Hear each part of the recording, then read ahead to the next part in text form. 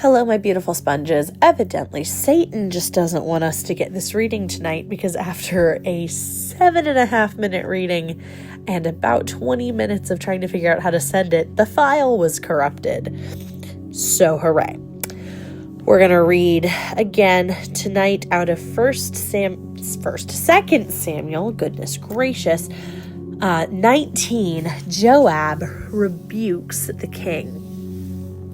Word soon reached Joab that the king was weeping and mourning for Absalom. As all the people heard of the king's deep grief for his son, the joy of that day's victory was turned into deep sadness. They crept back into the town that day as though they were ashamed and had deserted in battle.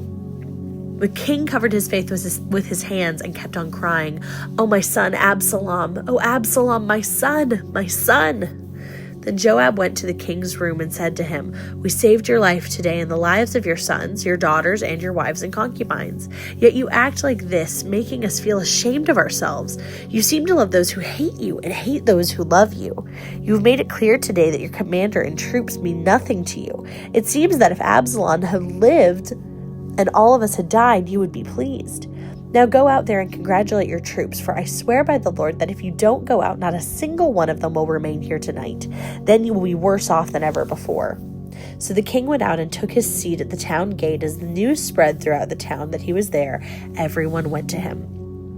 Meanwhile, the Israelites who had supported Absalom fled to their homes, and throughout all the tribes of Israel there was much discussion and argument going on.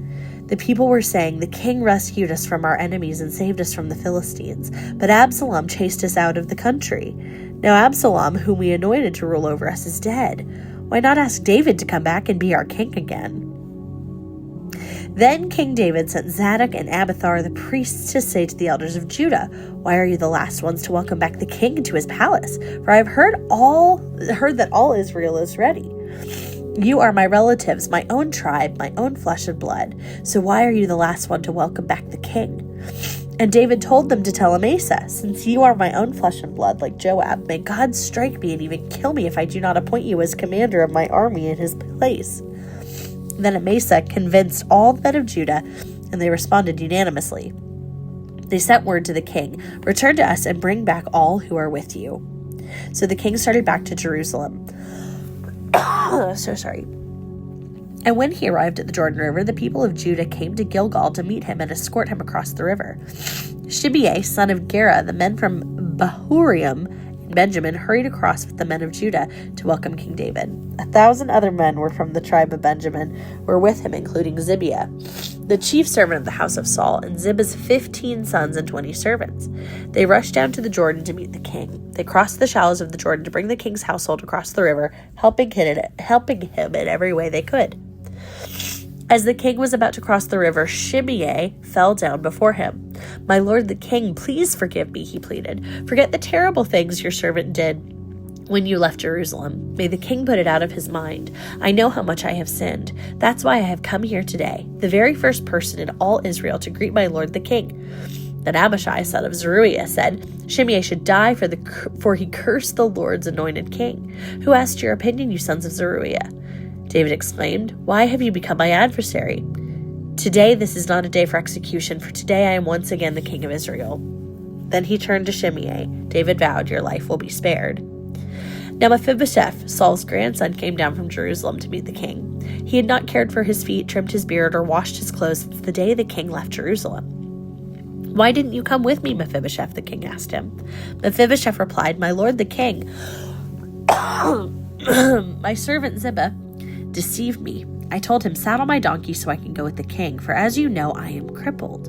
Ziba has slandered me by saying that I refused to come, but I know that my lord the king is like an angel of God, so do what you think is best. All my relatives and I could expect only death from you, my lord, but instead you have honored me by allowing me to eat at your own table. What more could I ask?" "You've said enough," David replied. "I've decided that you and Ziba will divide your land equally between you." "Give him all of it," Mephibosheth said. "I'm content just to have you safely back again, my lord the king." Barzillai of Gilead had come down from Rogelim to escort the king across the Jordan. He was very old, 80 years of age, and very wealthy. He was the one who had provided food for the king during his stay at Mahanaim. "Come across with me and live in Jerusalem," the king said to Barzillai. "I will take care of you there." "No," he replied, "I am far too old to go with the king to Jerusalem. I'm 80 years old today, and I can no longer enjoy anything. Food and wine are no longer tasty, and I cannot hear the singers as they sing. I would only be a burden to my lord the king. Just to go across the Jordan River with the king is all the honor I need. Then let me return again to die in my own town where my father and mother are buried. But here is your servant, my son Kimham. Let him go with the lord the king and receive whatever you want to give him." "Good," the king agreed. "Kimham will go with me, and I will help him in any way that you would like, and I will do for you anything you want." So all the people crossed the Jordan with the king. After David had blessed Barzillai and kissed him, Barzillai returned to his hometown. The king then crossed over to Gilgal, taking Kimham with him. All the troops of Judah and half of the troops of Israel escorted the king on his way. But all the men of Israel complained to the king. "The men of Judah stole the king and didn't give us the honor of helping take you, your household, and your men across the Jordan." The men of Judah replied, "The king is one of our own kinsmen. Why should this make you angry? We haven't eaten any of the king's food or received any special favors." "But there are 10 tribes in Israel," the others replied, "so we have 10 times as much the right to the king as you do. What right do you have to treat us with such contempt? Weren't we the first to speak of bringing him back to our king again?" The argument continued back and forth, and the men of Judah spoke even more harshly than the men of Israel.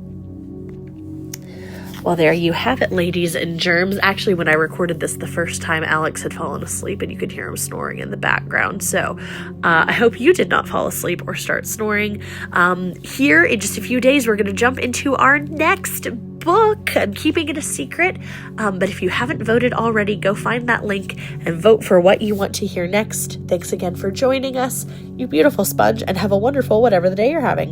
Whatever time of the day you're having. Goodness, I need to go to sleep now.